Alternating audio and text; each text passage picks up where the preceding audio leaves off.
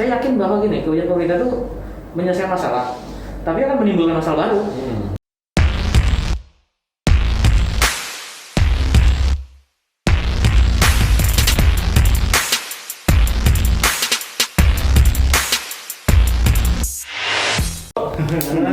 Jaga game with us, Made ada Adi juga di sore hari ini di baru balik ya.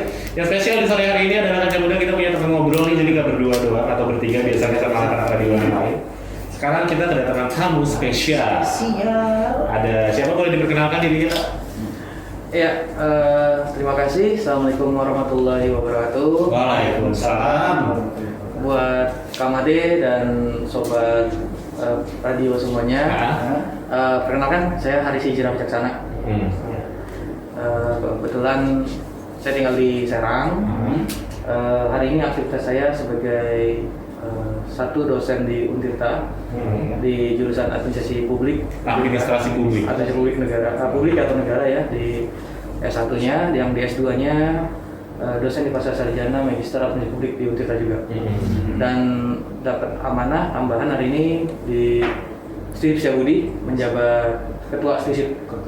Oke. Syabudi. Oke, jadi kita kedatangan Kak Haris Kak Syabudi. Iya. Yang mostly profesi utamanya adalah sebagai seorang dosen, betul? Iya, dosen dan riset aja. Dosen dan riset. Jadi kita mungkin bakalan ngobrol-ngobrol banyak seputar dunia ini ya, apalagi gue sama Ari ini baru banget kelar kampus setahun yang lalu. Oh, baru lulus berarti ya? Baru lulus, jadi apalagi lulusnya itu bisa dibilang ini apa, sarjana COVID, angkatan corona. jadi lumayan untuk mengenang masa-masa kuliah lah. Boleh. Kita mau ngobrol-ngobrol. Oke, apa sih sebelumnya buat pertanyaan pembukaan? Kenapa Kak Haris tertarik banget ingin menjadi dosen? Apakah emang cita-cita dari dulu atau ketemu di tengah-tengah? Kan banyak orang yang ketemu cita-citanya di tengah perjalanannya. Passionnya ngajar gitu kan. Betul. Dari teman ajarin ini dong, seru kan. Ternyata ngajar seru juga ya. Gitu kan. Boleh diceritain. Dari awal sebetulnya kebetulan orang tua dulu memang guru sebelum pindah pekerjaan ya. Dulu orang tua pernah jadi guru. Kemudian dari SMP dan SMA saya tertarik sebetulnya ingin menjadi guru sejarah. Guru sejarah.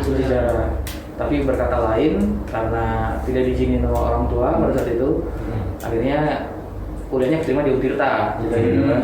Nah ternyata pas sambil kuliah tuh ketemu dosen-dosennya asik-asik dan kemudian terinspirasi dari dosen-dosen itu. Oke.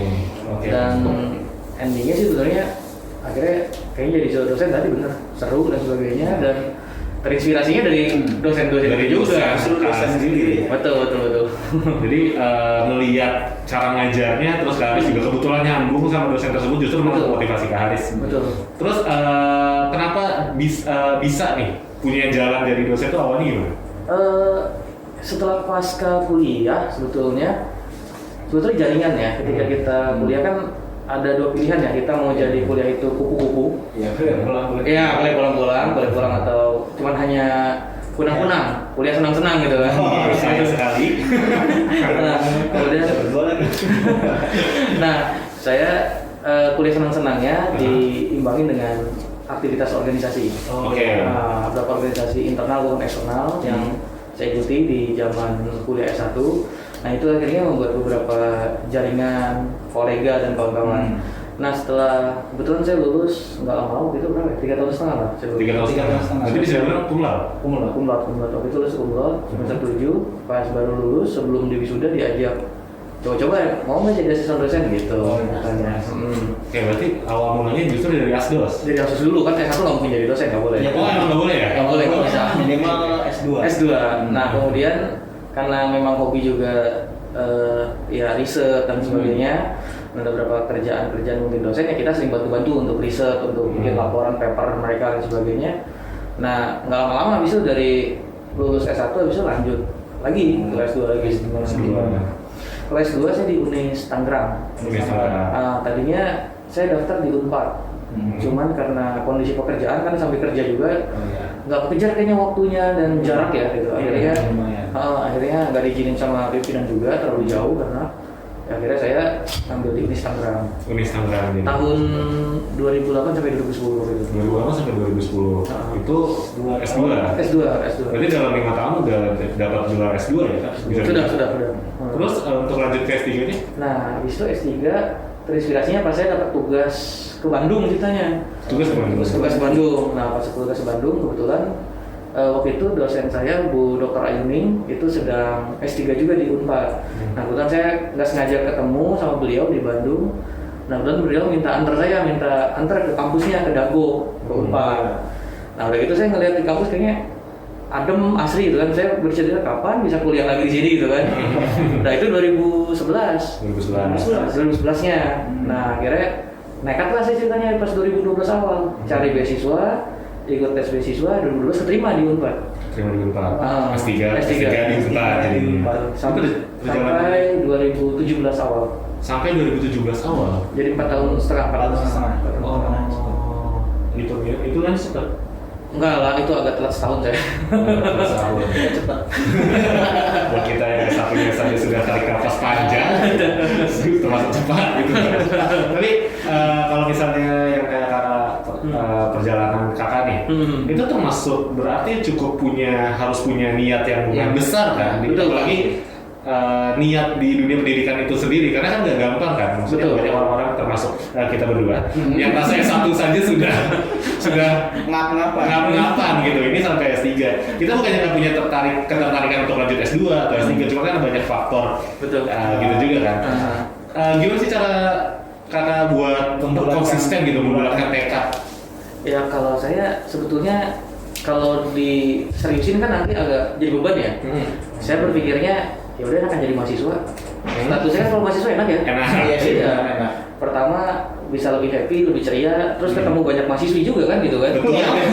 Itu adalah poin yang sangat betul. Nah, motivasinya sebetulnya kalau kita motivasinya nyari ilmu, kemudian nyari gelar dan sebagainya itu jadi beban menurut saya. Akhirnya saya sampai hari ini pun kegiatan apapun yang saya lakukan hari ini mungkin orang nganggapnya main-main, tapi kalau saya memang main-main kerjanya gitu. Tapi harus ada hasil gitu.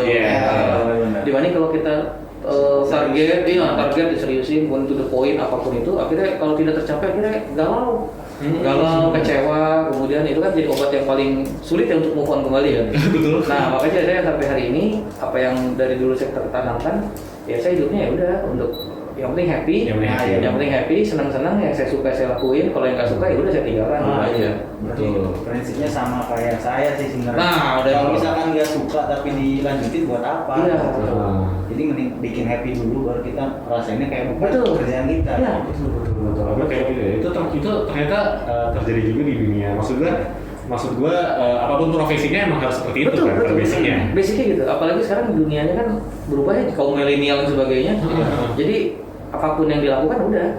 Sampai saya pokoknya kalau ngajar di kelas saya bilang ke mahasiswa saya tanya, saya selalu pertemuan pertama saya survei dulu ke mahasiswa saya. Kalian masuk ke kelas ini benar pilihan utama atau pilihan kedua? Rata-rata pilihan kedua dan kalau dulu saya ketemunya aja pilihannya, ternyata banyak yang salah pilihan. Saya tanya lagi korelasinya. Cita-citanya waktu TK dulu apa? Kita pernah pasti. Waktu TK ditanya sama guru kita, bisa cita-cita jadi pilot, jadi arsitek, jadi insinyur, jadi dokter. Tiba-tiba pas di tengah-tengah jalan nanti, ya udah lah, penting lulus aja sekolah. Karena sebenarnya yang cukup gue lumayan sayangkan ya, walaupun gue tidak seserius itu di kuliah bisa dibilang. Tapi yang gue cukup sayangkan adalah orang-orang yang dulunya punya cita-cita atau mimpi akan sesuatu, tapi di tengah jalan tuh justru menyerah gitu aja, kayak bisa dibilang takluk sama realita lah gitu. Kayak gue ternyata nggak bisa nyampe ke situ, malah udahan gitu. Itu cukup gue sayangkan. Tabrak realita. Tabrak realita. Oke, kalau lanjut ngomongin sedikit tentang dosen nih, jadi penasaran kan dari gaya bicara Kak Haris aja sekarang kedua sama kali itu nggak kayak dosen-dosen gue pada di kampus umumnya, tau kan dosen-dosen yang kayak selamat malam anak-anak. Kok malam sih kuliah? Itu kan dosen tua, beda dong. Ada aja, tapi ada juga loh di kampus gue dosen-dosen yang masih muda, cuman karena apa ya mungkin pembawaannya jadi kayak aku gitu ke mahasiswanya. Apa dia ngerasa dirinya dosen gitu ya? Iya, jadi merasa ada jarak gitu. Iya gitu ya, mungkin kayak gitu. Poin utama pengajar itu sebenarnya lo berusaha jadi nggak ada jarak gitu. Iya, saya sepakat banget. Nah, kalau cara kakak gimana? Menghadapi para mahasiswa yang mungkin kelakuannya susah diatur. Justru itu yang seru. Justru itu yang seru ya? Itu seru. Kelas itu kalau diem, itu gagal kelas. Oh iya benar. Saya paling senang itu Setuju. kelas itu rame. Rame itu artinya ya bukan dia tidak fokus ya. Nah gimana caranya kan dosen sebetulnya supaya orang tuh tertarik pada dia sendiri gitu kan. Sehingga satu forum itu, satu kelas dia cuma hanya jadi single fighter dan orang akhirnya semua ngelihat pada dirinya gitu. Nah cara menarik perhatian itu kan agak sangat sulit. Makanya saya selama di kelas saya selalu bilang gini, saya niat masuk kelas bukan niat ngajar gitu enggak. Oke. Keberhasilan saya itu masuk kelas ketika membuat mahasiswa saya itu ketawa. Ketawa justru ya? Ketawa. Tujuan saya bikin ketawa. Makanya materi-materi saya pasti saya selipin ketawa. Pasti pokoknya semua jadi kalau saya ngasih materi slide-slide saya itu nggak ada formalnya, ada teoretiknya. Sisanya yang saya cari gambar-gambar lucu dan video-video lucu supaya mereka ketawa, dan kalau mereka ketawa dan mereka happy, itu saya bahagia dan saya senang itu jadi dosen. Tapi emang rata-rata kayak gimana ya, kayak zaman kita SMA dulu deh. Sering kan misalnya ada survei guruter gitu. Iya ya kayak gitu. Somehow some way emang guru yang sering justru interaksi dan bikin ketawa sama kita pasti jadi guru terfavorit kan. Betul. Maksudnya. Jadi ya mungkin itu salah satu cara yang tepat juga. Betul. Sebelum pandemik, sebelum online ya, kelas saya itu saya jarang juga ada di kelas. Saya ngajak mahasiswa itu kuliahnya ya di luar. Sambil nongkrong gitu nggak sih? Iya sambil nongkrong. Yang mau ngerokok, ngopi silakan. Justru slow ya? Justru slow banget. Bisa dicari ini. Tapi biasanya kalau dosen-dosen yang justru slow di kelas, tugas-tugasnya malah ribet. Karena gitu kan? Enggak juga ya? Kalau saya justru kalau ngasih tugas ke mahasiswa ribet, saya juga jadi ribet. Iya betul. Betul kan? Saya juga meriksa tugas itu. Betul. Nah kalau saya sebetulnya melihat tugas itu supaya gimana tugas itu happy buat mereka dan ngelihat perubahan kebutuhan juga kan hari ini. Kalau dulu saya membuat zaman sebelum COVID ya, saya sudah mulai mewajibkan mahasiswa saya gini. Kalau bikin makalah itu bukan makalah, saya bilang. Kalau makalah kalian pasti copy paste. Iya betul. Betul. Benar ya sama saya. Kalau saya bukan copy paste apa ya? Photoshop. Dia edit dikit gitu. Yang edit covernya doang. Yang dibuka itu aja gitu. Aku udah lulus. Nah kalau saya dari sebelum COVID pun saya bilang ke teman-teman mahasiswa, apa yang kalian lakukan, misalkan ada tema, karena kebetulan saya mata kuliah kebijakan publik, kemudian sama politik misalkan. Saya minta ke mereka cari tema-tema kebijakan publik yang unik-unik, lucu-lucu, saya bilang. Nah mereka akhirnya bingung.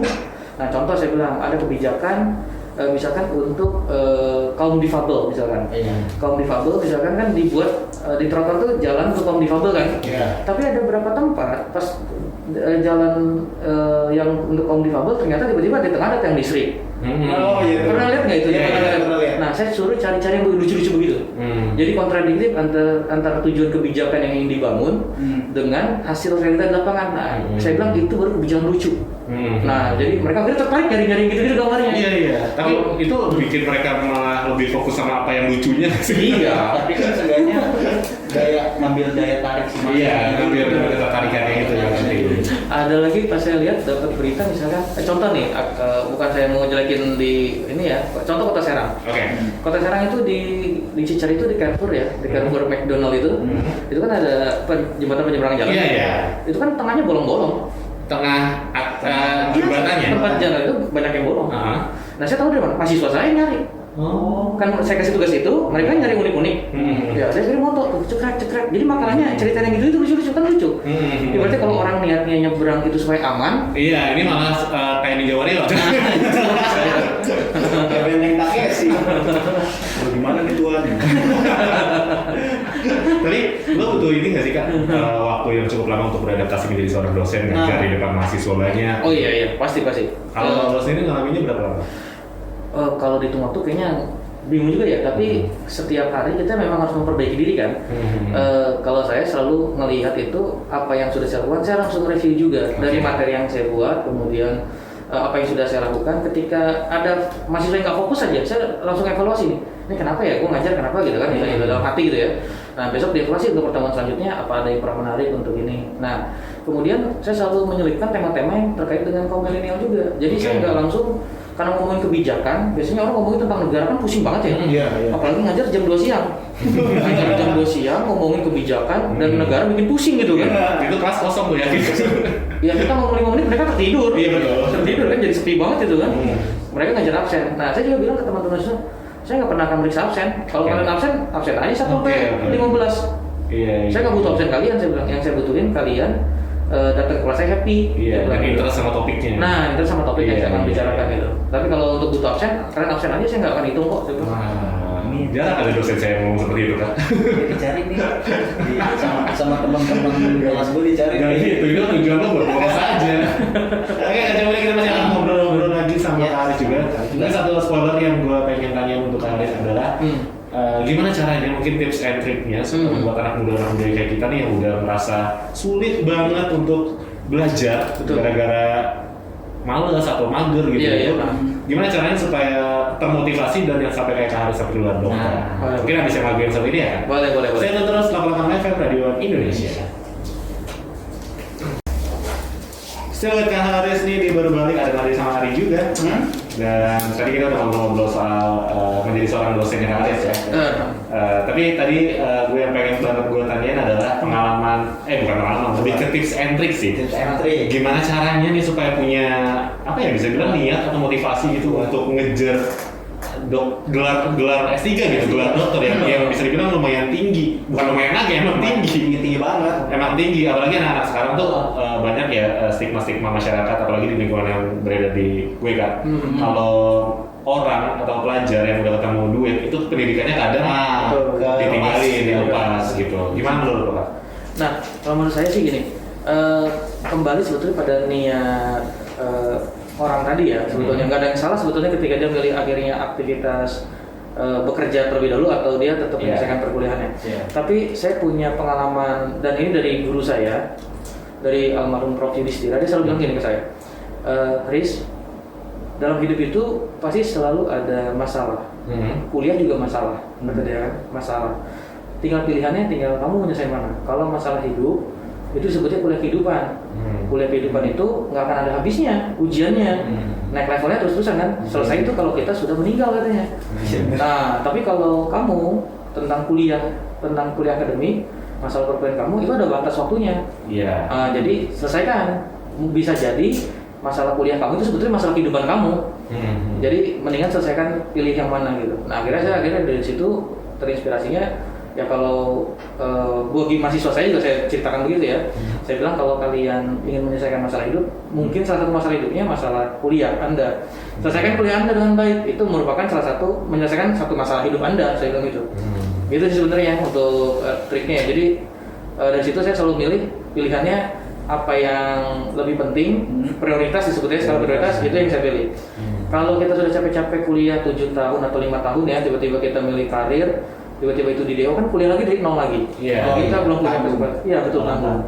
Betul. Tapi kalau dia sudah yakin akhirnya, kan hari ini sebetulnya zonanya, saya juga dalam dunia pendidikan yang antagonis hari ini ya. Misalnya gini, kan hari ini banyak sekali sebetulnya kuliah-kuliah itu yang tidak perlu dengan mengajar ijazah, tapi betul-betul mengajar passion dan ilmunya. Nggak perlu juga sebetulnya sumber ijazah hari ini, karena lebih dipentingkan sebetulnya sertifikat dan keahlian.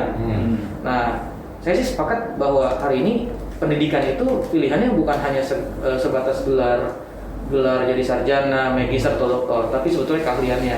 Percuma juga kan dia dapat gelar tapi juga nggak punya keahlian, itu jadi repot juga. Cuman hanya nambah angka BPS saja atau pengangguran, gitu ya. Nah hari ini juga saya melihat banyak juga tempat-tempat belajar, tempat-tempat kuliah atau sekolah yang tidak formal ya. Contoh gini, ada saya dengar hari ini juga sekolah pemilu, sekolah politik, sekolah demokrasi, sekolah media, sekolah jurnalis, kan itu juga sebetulnya dari perkumpulan teman-teman yang ahli di bidangnya gitu kan, penuh dengan keraguan untuk dalam praktisi, akhirnya dia mengumpulkan dan akhirnya punya kesepakatan untuk jadi kita bikin konsorsium atau bareng-bareng untuk bikin kelas bareng-bareng gitu. Nah sebetulnya itu yang hari ini lebih menjawab tantangan dunia pendidikan, seperti itu. Nah jadi intinya kalau saya, baik yang hari ini sedang kuliah secara formal maupun yang hari ini belum punya kesempatan kuliah, tapi paling terpenting sebetulnya jangan berhenti belajar. Intinya gitu aja. Itu aja dulu. gue setuju sama kata-kata lo yang kalau sekarang apa namanya? Sekarang tuh udah nggak terlalu mengejar ijazah. Iya. Karena kalau di kasus gue ya kayak, gue itu di kuliah waktu itu ada sebuah organisasi yang gue ikutin, organisasi radio di kampus gue juga. Nah, orang-orang di organisasi itu dari jurusan yang beda-beda, emang dari banyak jurusan yang beda-beda. Dan ketika lulus kuliah, mereka justru kerja yang sesuai sama organisasinya yang nggak ada di ijazah tersebut. Iya. Jadi kayak soft skill yang dipakai di organisasi ini justru yang membawa mereka ke tempat kerja. Betul. Gitu. Mungkin tuh masuk gue yang akhirnya jadi penyiar, karena jurusan gue manajemen gitu. Kayak agak nyambung. Jadi gue setuju banget dengan kata-kata kalau ijazah tuh sekarang nggak terlalu penting. Bukan nggak terlalu penting sih, maksudnya ada cara lain lah. Iya, untuk bisa kita punya value, punya nilai berbeda orang kan, itu aja. Iya. Dan inspirasi sebetulnya ya kita hari ini jadi yang beda aja. Karena kalau kita jadi yang sama kan sama aja sama yang lain. Karena gue tuh masih ngerasa kalau misalkan orang yang bikin excuse ya? Alasan dia mau pakai orang dalam itu tuh kayak sebenarnya soft skill tuh kurang gitu tuh. Oke, ini salah satu faktor. Dan mungkin orang dalam itu soft skillnya. Betul. Relasi soft skill. Relasi itu soft skill kan? Relasi itu cara soft skill itu dipakai di sini. Iya. Ini salah ya gue ya. Oke Kak, kalau kita beasiswa deh sekarang kan apa namanya? Apa ya? Gue melihat beasiswa apa? Iya, maksudnya sekarang beasiswa udah banyak banget kan. Banyak banget peluangnya, tapi kayak ketertarikan apa ya? Mungkin gue nggak tahu semua kayak gini atau apa, cuman yang ada di dekat-dekat gue itu banyak orang yang udah nggak terlalu tertarik lagi untuk ngejar beasiswa karena entah faktor apa gitu. Pendapat lo gimana? Sebetulnya masih ada sih sebagian yang mungkin butuh ya. Sebetulnya beasiswa kan ada beberapa jenis ya, yang saya pahamin, yang saya tahu. Ada beasiswa untuk yang tidak mampu, ada beasiswa untuk prestasi, ada beasiswa untuk pengembangan dan sebagainya. Nah kebetulan saya kalau dapat yang S3 itu untuk beasiswa pengembangan karir kan ya dapatnya. Nah hari ini juga misalnya saya di kampus saya, baik yang di Untirta maupun yang di Setiabudi itu kita menyiapkan ada beasiswa KIP, Kartu Indonesia Pintar. Jadi anak SMA yang sudah punya KIP dan sebagainya itu masuk ke, kalau di Untirta saya nggak punya kewenangan ngurusin itu ya, tapi karena saya tugas jadi ketua disdisip gitu ya. Nah di disdisip saya ngambil kebijakan itu, bagi yang punya KIP dan terdaftar silakan ajukan, bikin akunnya, kemudian silakan di-upload syarat-syarat dan sebagainya. Itu ketika Anda diterima, saya bilang sepeser pun Anda nggak kena biaya sampai wisuda, saya bilang. Nah jadi sekarang nggak ada alasan orang ketika orang mau kuliah atau sekolah katanya nggak ada biaya, itu nggak ada alasan. Tinggal ya kadang-kadang alasan tadi ya, kata apa Ari tadi kan ada banyak alasan, orang nyari alasan gua nggak kuliah nggak ini gitu kan. Nah sekarang ini enggak, karena walaupun sebetulnya kemauan lagi. Ada lagi kemarin contoh, ada lagi kan saya kasih syarat nih, karena di syarat KIP itu harus selesai kuliahnya, dikasih biaya sama pemerintah, tapi syaratnya harus selesai kuliahnya. Harus diselesaikan. Ini kan jaminannya 4 tahun yang akan datang, kan kita nggak mau ngambil resiko kan. Oke, saya bilang syaratnya, ini kan kalau di Lebak ya, benar Lebak kan agak sedikit ya lebih inilah, agak terbelakang lagi. Nah banyak yang menolak, akhirnya yang udah ada 11 orang mendaftar awal, akhirnya 3 yang mundur itu gara-gara mereka niatnya, karena saya bikin syarat harus selesai, syarat yang utama harus selesai, yang kedua saya larang nikah dulu, karena biasanya kalau udah nikah dulu tuh biasanya akan nggak lanjut sekolah. Nah saya bilang karena ini kelas reguler, kalau bisa kerjanya side job sampingan, nggak boleh jadi kerja tetap. Pilihannya itu saya bilang, karena kalau itu tidak jadi selesai kan, itu jadi resiko. 3 orang mundur alasannya karena takut nanti dapat jodoh di tengah jalan dan nikah. Saya bilang, pilihannya gitu ya. Padahal saya lihat background keluarganya juga tadi secara ekonomi ya sangat memprihatinkan. Ini kan, saya bilang, kok kalau pikirnya lebih takut nikah dibanding nggak kuliah. Saya bilang, waduh. Akhirnya itulah dinamika masyarakat ya gitu. Nah, mindset. Nah, ada juga misalnya beasiswa yang berprestasi, walaupun dia mampu gitu kan, tapi ketika dapat beasiswa berprestasi kenapa tidak? Bahkan hari ini banyak sekali beasiswa yang kerjasama dengan kedutaan besar. Iya betul ya. Akhirnya punya kebanggaan kalau dia kuliah di luar negeri kan. Saya juga kalau kemarin beasiswanya bisa keluar negeri sebenarnya mau ambilnya itu, karena nggak ada kesempatan itu ya cari yang ada dalam aja sebenarnya gitu. Nah kalau bisa seperti kan sebetulnya punya kebanggaan pertama, yang kedua bisa naikkan derajat keluarga. Betul, itu keluarga. Itu udah pasti derajatnya naik lah, dianggapnya wah pinter banget nih keluarganya gitu, itu pasti tuh. Nah sehingga pelatihan soft skill, hard skill yang ada nanti kan itu juga bisa akan ngimbangin ketika dia ada di bangku-bangku seperti itu. Kan mereka punya kesempatan buat naikin gitu ya, naikin kemampuan mereka sebetulnya. Nah itu sebetulnya sih. Gitu. Karena ada kasus yang kayak orang tuanya tukang beca, anaknya tuh lulus cum laude gitu kan, yang mahasiswa terbaik gitu. Ada. Yang ke niat masing-masing dan apa ya, prioritas sebenarnya. Dan dia yang saya dengar beritanya hari ini dia jadi dokter di luar negeri. Oh iya. Betul, di luar negeri. Kalau nggak salah di mana ya, di Inggris atau di Amerika ya saya bilang. Dan dia sekarang udah diterima bekerja di perusahaan luar negeri. Yang saya dapat informasinya, padahal orang tuanya tadi ya hanya tergantung dia motivasi dan semangatnya itu. Iya betul. Banyak emang itu bukti adalah pendidikan itu membuka jalan segitunya. Betul. Segitu besarnya. Jadi banyak orang yang emang memprioritaskan pendidikan bukan tanpa alasan. Pasti. Nomor-duakan karir, keluarga demi pendidikan itu bukan alasan semata. Memang ada tujuan lebih besarnya. Betul. Oke, berikutnya Kak, gue pengen nanya, tadi kan kita udah ngebahas ke Haris nih soal dosen, pendidikan. Lu yang sibukan lain nggak sih Kak di luar apa namanya? Dosen dan dosen ya. Nah, kesibukan lainnya sebetulnya pertama periset ya. Kalau periset kan sama dosen kan satu arah ya, satu lingkup.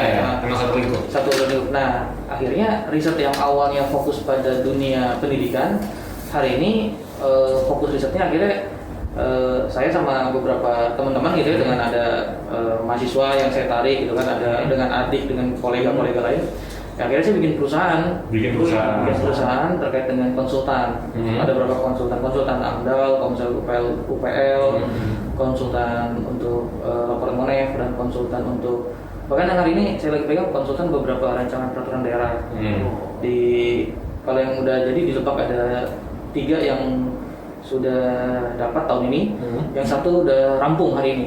Agustus ini sudah laporan saya, itu rencana peraturan daerah tentang desa adat. Agustus ini selesai, udah dirampungkan, tinggal 2 lagi yang di akhir tahun tentang Kabupaten Layak Anak dengan tentang gender, tentang gender. Ada 2 perda, jadi ada 3 itu.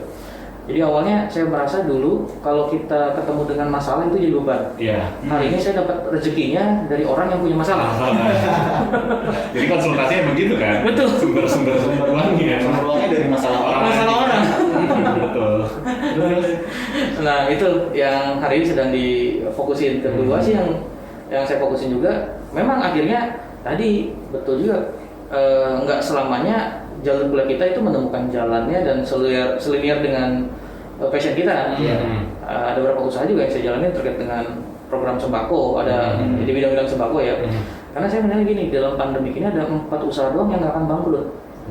Nah, yang satu tuh tentang usaha kesehatan, kedua usaha pendidikan, ketiga makanan, food, yang keempat teknologi. Nah, yang akhirnya saya mudah yaitu yang makanan. Akhirnya ada saya jadi beberapa distributor lah untuk kebutuhan telur dan beras gitu kan. Nah, di beberapa kabupaten kota ya. Gitu. Satu lagi sekarang mau ngembangin penggemukan peternakan sapi limosin di Lebak. Nah, mudah-mudahan dari sapi limosin. Nah, ada awal tahun lah, rencana awal tahun. Itu termasuknya di peternakan ya? Iya, peternakan berarti kan nanti endingnya kan food juga makanan. Karena kebutuhan makanan. Gitu. Berarti lumayan banyak bisnis yang lo lagi jalanin selain di luar dosen ya, bisa dibilang? Iya. Justru gimana lo cara ngatur supaya yang ini jalan, dosen juga tetap jalan? Ya main-main aja makanya. Oke ya, balik lagi yang tadi ya. Iya. Karena sebetulnya dosen kan waktunya sedikit, waktunya artinya ketika dia cuma hanya ngajar, 1 hari paling 2 jam. Jam paling maksimal dia berapa SKS kan seminggu cuma hanya 2-3 hari full. Biasanya kalau kita cuma mager doang di rumah ya selesai urusan kita kan. Nggak akan dapur nggak akan kebul. Gitu kan, kita kebutuhan lain nggak akan tercukupi. Nah, kebetulan saya dulu tertarik salah satu mata kuliah kewirausahaan, sampai hari ini juga saya bikin mata kuliah itu juga di tempat kampus saya gitu ya. Nah, syarat lulus dari MK itu kalau mau dapat nilai A ya mereka punya usaha gitu aja. Kalau yang nggak punya usaha nggak ada. Tes UASnya tuh menjelaskan definisi internet nggak ada. Emang disuruh untuk ngerasain skripsinya terjun langsung di lapangan ya? Minimal di jualan aja, jualan apapun. Iya, betul. Karena emang kayak makin kesini juga kita makin melihat pengalaman orang dan mungkin itu bisa jadi pengalamannya. Betul, dan itu jadi sebetulnya melatih soft skill dan hard skill. Iya betul. Jadi kalau kita habisin waktu di bangku kelas, bangku kuliah hari ini udah nggak zaman. Nah itu yang coba saya modifikasi ya, pendidikan saya modifikasi gitu. Dan lumayan banyak kok Kak, yang kayak gitu, kayak di kampus gua dulu juga di tahun-tahun terakhir kita malah disuruh untuk nggak di kelas, kita harus nyari pengalaman di kantor, di mana gitu, di magang. Karena menurut gua pengalaman teori itu bisa dapat di mana aja, tapi pengalaman untuk terjun langsungnya ini yang harus lo benar-benar terjun langsung emang. Betul. Cara dapet ya, lo harus terjun langsung gitu. Jadi lo emang nggak ngalamin kesulitan yang susah banget nih ngatur waktu ABC gitu. Oh sama, tentunya susah. Apalagi kan kadang-kadang kita harus ada keluarga juga yang masih tahu urus, kan ada istri, anak gitu kan. Kebetulan kan istri baru satu ya. Mau berapa ya? Enggak, satu aja. Satu aja cukup. Satu aja bikin susah gitu kan. Kita itu udah cukup lah, satu aja dijajah terus kan kita kan. Tapi gue dengar juga beberapa informasi kalau lo juga bikin buku. Iya, udah 3 buku sebetulnya. Dalam boleh dikasih tahu nggak ke Kaca Muda bukunya tentang apa aja dan bisa didapetinnya di mana? Oke, kalau sebetulnya karangan buku udah 3 buku yang ditulis. Yang 2 tema itu terkait dengan satu tentang dinamika fisik publik, itu dosen-dosen Untirta Fisip ya yang nulis bareng-bareng. Yang kedua dikasih kesempatan nulis waktu ulang tahun Banten kemarin. Ulang tahun Banten yang usia ke-20 ya, berarti kan 2 dekade gitu kan. Dikasih kesempatan untuk bikin tulisan 10-15 lembar di buku itu. Saya ngomongin tentang government framework analysis. Jadi kan selama ini kan pemerintah frame-nya kemana? Nah, saya coba basis analisis di situ gitu. Nah, karena pandemik, ceritanya pas pandemik nih, daripada saya mager di rumah gitu kan rubah total ya budaya kita. Akhirnya saya banyak di rumah ngajar online sebagainya. Wah, saya bilang nih, udah kita dijajah istri di rumah mulu kan stres juga. Nyarilah alasan gitu supaya kita bisa keluar. Nah, ada beberapa program. Nah, karena saya expert di bidang kebijakan dan politik gitu kan. Nah, saya mencari-cari kebijakan pemerintah ini biasa. Saya yakin bahwa gini, kebijakan pemerintah itu menyelesaikan masalah, tapi akan menimbulkan masalah baru. Nah, saya punya prinsip itu gitu. Karena kita di bidang itu ya, kira-kira. Nah, ada kebijakan program sembako yang sebetulnya dikeluarkan pemerintah untuk membantu rakyat miskin yang terdampak COVID. Oh dulu kan program Raskin, BPNT, nah berubah program dari situ. Nah saya coba survei, akhirnya saya metode survei dari Banten ini kabupaten mana yang agak sedikit banyak masalahnya, trouble-nya. Lagi rame-ramenya pada tahun lalu itu di Kabupaten Lebak. Nah udah saya, oh iya, kalau di Lebak berarti kan akses saya agak lumayan. Nah, saya menggunakan sampel surveinya itu berarti tenaga surveinya siapa? Ya mahasiswa saya sendiri, kebetulan yang di wilayah rumah mereka. Nah, saya ambil sampling, kebetulan yang rumahnya di mana, saya dapat sampling di daerah mana, kecamatan mana, saya hubungin, ada nggak mahasiswa saya di rumahnya itu di situ, supaya dia juga nggak terlalu jauh kan ambil samplingnya, betul. Nah, kemudian kita pelatihan, saya kasih kuesionernya, mereka turun lapangan. Nah, akhirnya saya bilang kalau nggak dijadiin apa-apa jadi percuma. Satu sisi saya jadiin jurnal yang sudah, sebetulnya tulisan saya ada beberapa jurnal yang sudah diakui ya, di Sinta, kemudian di internasional juga ada 2 tulisan saya. Nah, akhirnya ya udah saya coba bikin buku sendiri dengan beberapa kawan. Akhirnya saya bertiga dengan Pak Widi dengan Imron itu nekat sendiri bikin buku gitu kan, gitu. Nah, untuk sementara sekarang bukunya bisa dapat melalui Imron sendiri, itu mahasiswa saya sebetulnya. Saya agak sedikit bangga dengan dia. Hari ini dia produktif banget, tulisnya beberapa media koran, sering nulis dia dalam setiap minggu. Akhirnya saya berkesempatan untuk berpartner sama dia. Jadi mahasiswa dengan dosen itu, saya merasanya kalau dosen itu berhasil, mahasiswanya lebih hebat. Oh iya. Kalau saya, tolak ukur saya begitu. Jadi kalau saya menciptakan atau meng-create mahasiswa saya lebih hebat nulisnya dibanding saya, berarti saya berhasil. Iya. Nah, dan akhirnya saya nulis dengan Imron dengan Widi gitu kan. Nah, sementara ini dia yang menjual secara offline. Nah, kalau secara online bisa dapatnya di Shopee. Di Shopee. Udah ada marketplace juga. Itu nama tokonya apa? Boleh dikasih kan? Langsung aja cek buku aja. Keywordnya buku New Normal. New Normal. Boleh. Karena bukan saya muda yang tertarik juga, langsung aja buka e-commerce-nya di Shopee. Masukin ke keranjang. Yoi. Buku New Normal. Tapi dalam perspektif kebijakan dan tren publik. Oke. Jadi Ranjang Muda sekali lagi yang tertarik, caranya gampang banget. Tinggal buka Shopee, terus keywordnya buku New Normal, langsung dibeli. Harganya? Saya juga lupa ya berapa ya. Boleh dicek sendiri nanti. Saya juga lupa. Nggak tahu harga juga.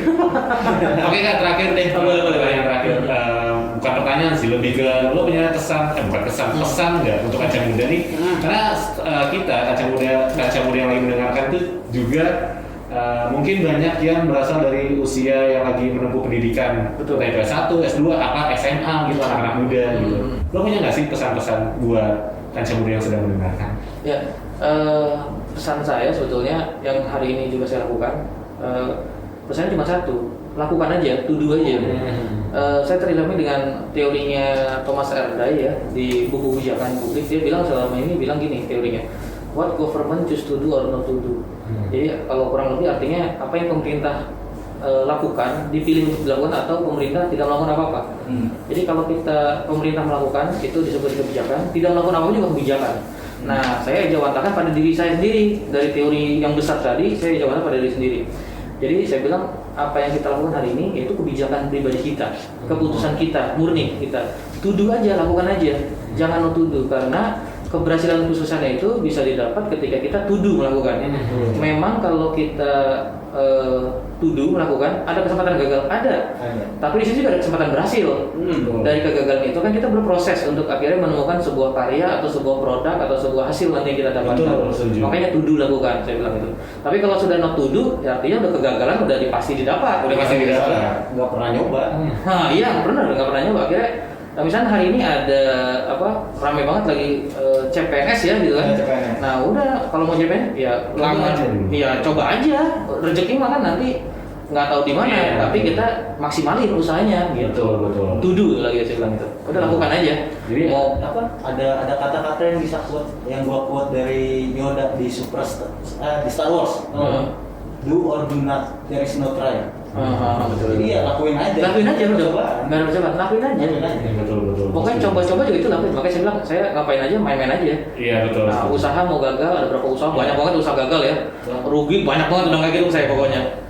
Cuman kita udah pernah ngalamin juga ya kayak Iya. misalkan kita mau belajar jalan, kita mau belajar lari kan harus berjalan dulu. Jalan dulu, betul. Dan belajar jalan juga kita kadang jatuh. Pernah jatuh pasti. Pas udah jatuh berapa kali baru kita bisa jalan Betul. lancar. Nah itu aja teori gitu.